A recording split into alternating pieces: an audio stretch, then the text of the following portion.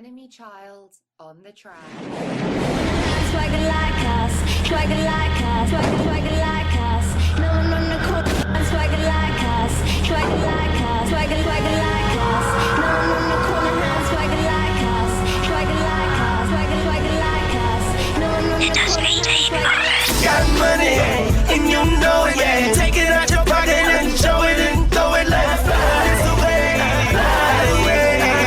it's the way. Is it against the law the way I'm flossing? Benzes, Rolls Royces, and Porsches. Haters like, oh, why you still talking money shit? Cause I like money. What's good, everybody? It's your boy DJ Enemy Child hitting you with the Sunday Stew. Now you're gonna ask, what is the Sunday Stew? I'm gonna tell you. The Sunday Stew is a collective bunch of stories from tech to music to entertainment to world to political, just everything that is going on right now. And we're just gonna talk about it, formulate opinions. I'm gonna try to get you guys to interact with me, let me know what you're thinking. You can hit me up on Twitter, twitter.com/DJ Enemy Child, and leave me a comment or just tell me what you want to hear. So we're gonna get right into it. I found a couple cool stories this week that I want to talk about. And the first one is Janis Joplin's 1964 Porsche sells for $1.76 million. Now, if you don't know who Janis Joplin was, she was a classic rock musician back in the 60s, had a whole bunch of hits. Unfortunately, she died very young, but great musician, but that's not the point. Her Porsche sold for $1.76 million. Crazy to me.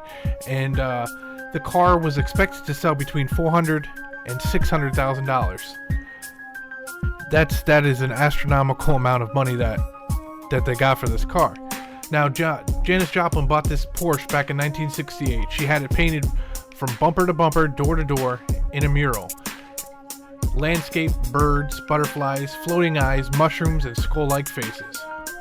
Celebrity ownership does not ordinarily add as much value to the car, but the price for this one exceeded what otherwise had fetched.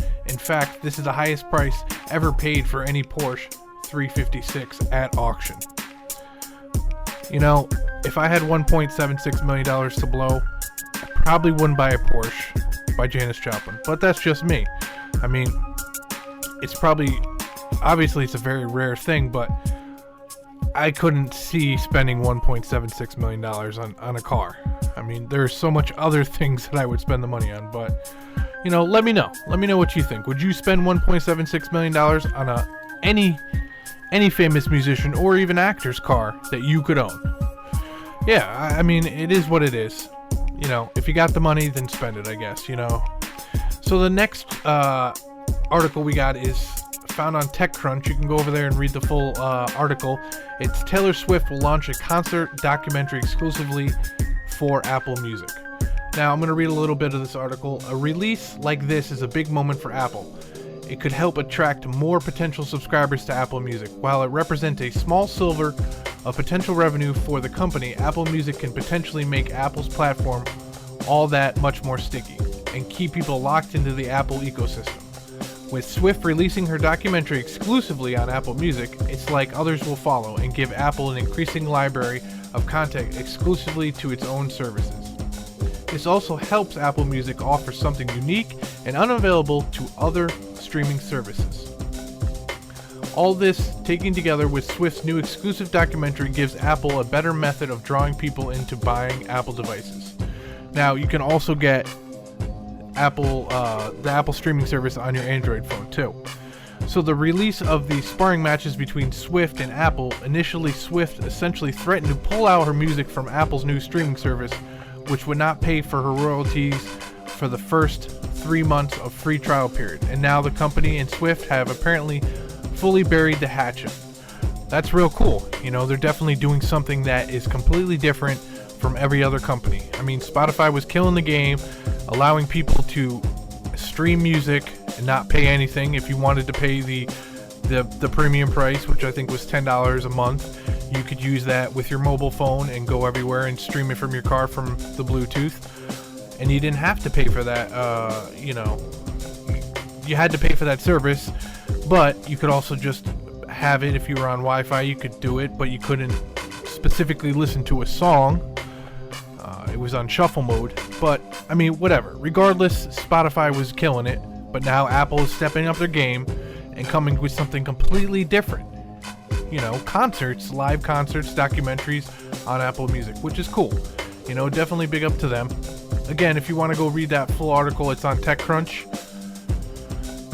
Yeah, so the next story we got is for all you sneakerheads out there. The Air Jordan 8 Chrome is making a return as a remastered retro in 2015 as part of a tribute to Michael Jordan's three-peat, which came from victories from LA Lakers, Blazers, and the Suns. Moving forward in 2015, Jordan Brand will be celebrating their 23rd anniversary of the Air Jordan 8. So this is a good start to the celebration. One of the first non-OG colorways of the Air Jordan 8, the black and chrome version, makes its return to the holiday classic. Upon its first release in 2003, the shoe became an instant classic. The shoe features a premium black Durbuck upper and a gray and white accents that can be seen on the infamous logo and tongue, as well as the heel of the shoe. Other details include the traditional anti-inversion cross strips and chrome detailing on the buckle of the strap and pulls design detail from the Air Jordan 8 Playoffs and the Air Jordan Aquas, which is real cool. They're definitely a cool shoe.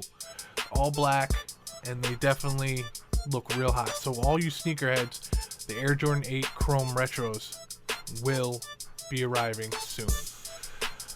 So I was on the internet this week, and I saw this article about the Swagways, the balance boards, the hoverboards, whatever you want to call them. They are catching fire, and people are taking videos of this and they're posting it on YouTube. Go check it out. Type in hoverboards on fire, Swagways on fire, whatever, and check this out. Apparently the batteries are overheating and causing the units to burst into flames. It's crazy. They're just catching on fire, and you know, when they're riding them. And apparently, I guess if you're going to go on the airlines now, you have to have 30% battery or less. Otherwise, they won't let you have them. And, you know, that's a big concern, because if they explode in midair when you're on a plane, it's not a good look for anybody. So you have to make sure that it's 30% or less. Definitely go check out those videos. Kind of crazy. I didn't think that would happen. I'm sure there's some place you might be able to check out on the old interwebs and see which ones are safe and which ones are not. I know if you obviously spend a little bit more, they're less likely to catch on fire. From what I was reading, these are like the first versions of them, and they're just bursting into flames. So go check that out. See if you can find anything. Let me know. Link me. Hit me up on Twitter. Twitter.com/DJEnemyChild. Let me know if you see anything about that. I just find it really, really crazy that those things are catching on fire. You know, they have been... Everybody's want one. You know, if you're a kid right now waiting for Christmas, you definitely want one of those. But just be careful, you know. Do your research. Make sure they're not catching on fire. And be safe. So this next story comes from CNN. A gunman shot, killed at Walmart in Pennsylvania. A man wielding 2 handguns was shot and killed at a Walmart in Pennsylvania, authorities say. The man walked into the store late Saturday night and started pointing a gun at people, Pennsylvania State Police said. Officer arrived and told the man to drop his gun, but he refused and pointed the weapon at the police, authorities say. Officer shot the man in the upper chest area. He was pronounced dead at a local hospital. No officers or anyone else in the Walmart was injured, state police said.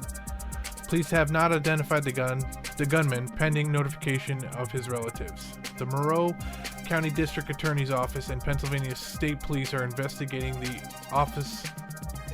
officer involved in the shooting, state police said. That's crazy. You can't even go to Walmart anymore without some crazy dude coming in there with 2 handguns shooting up the joint. It brings me all back to the whole terrorist thing and people just wanting to kill everybody for no reason at all. There's a lot of crazy freaking people out there who don't give a rat's ass. It's crazy to think that, you know, you can't even go to the grocery store without fearing for your life. You know, I don't know what this world is coming to. People are just nuts. And we got to do something about it. We got to stop these terrorists. We got to stop these crazy people who think they're vigilantes and going out there and killing people. So the next story we got is definitely a very sad one. A pit bull owner faces murder charges after a fatal dog mauling of a 4-year-old. The owner of the 4 pit bulls is facing a murder charge after his dogs mauled a 4-year-old boy in Detroit, Michigan to death. Lyons, 41, was charged with second-degree murder, manslaughter, possessing dangerous animals causing death, according to Wayne County Prosecutor's Office. Lyons pleaded not guilty in court Monday and was remanded to jail.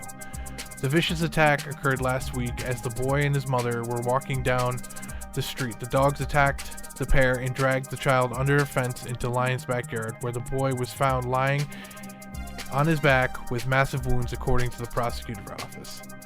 3 of the dogs involved were shot on the spot by the police. The 4th was taken into police custody and later euthanized. It's a very sad story right there. My condolences go out to the family of the little boy. So last week we reported that Boozy Badass had kidney cancer. Now, I just saw an article that says Boozy Badass says the whole occurrence was a minor setback. Boozy Badass is cancer-free after undergoing major surgery to his kidneys. According to TMZ, doctors removed half of one of his kidneys through surgery. Boozy says doctors say the cancer was completely removed. He's still recovering in the hospital. Since Boozy didn't have health insurance, he spent a reported $90,000 on the surgery. He's also reported to spend the next 3 weeks in a cancer rehab. Last month, Little Boozy revealed his cancer diagnosis via Instagram. At the time, Boozy's team wasn't happy about revealing he had cancer. Well, it's great news for Boozy. I'm happy for him. You know, speedy recovery, sir. Get better. And definitely put out some new hot tracks.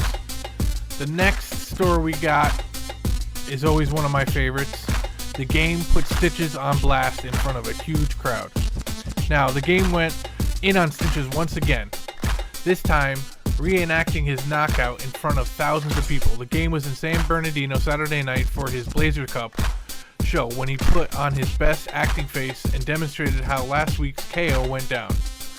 If you want to go see this video, it's on TMZ. Please go see it. It is funny as hell. The game is out of control right now, but rightfully so. You know, Stitches tried to come at him, and now Game is just putting him on blast. So, good for you, Game. Definitely go check that out. It's on TMZ.com. I got one more story here before I go, and this is from Complex. Now, first, I want you to go download the app Snapchat, and then I want you to follow DJ Khaled. And the reason I want you to go follow him is because he is easily the funniest dude on there. And now, this is what Complex has to say. If you're not already following DJ Khaled on Snapchat, then you are truly playing yourself. Khaled is easily the most entertaining person on the app, as he brings fans into his world with a glimpse of some of the stuff he does throughout the day. If for whatever reason you haven't been following Khaled on the app, there is now a video with all of his greatest moments to help you catch up. The entire thing is so great you will have to put it on repeat for the entire day. As always, thank you, Khaled. Definitely a funny video. Go check that out on Complex. It is funny as hell. He just takes you through his day with inspirational quotes and just tells you to be yourself. It is funny as hell. Also, I think you can probably find it on YouTube if you wanted to. Just type in DJ Khaled's best Snapchats, and I'm sure something will pop up. So that was the first week of the Sunday Stew with DJ Enemy Child. I hope you guys enjoyed it. As always, go follow me on Twitter, twitter.com/DJ Enemy Child. Also check out thegoldennetwork.biz, and I'll see you guys next Sunday. Peace.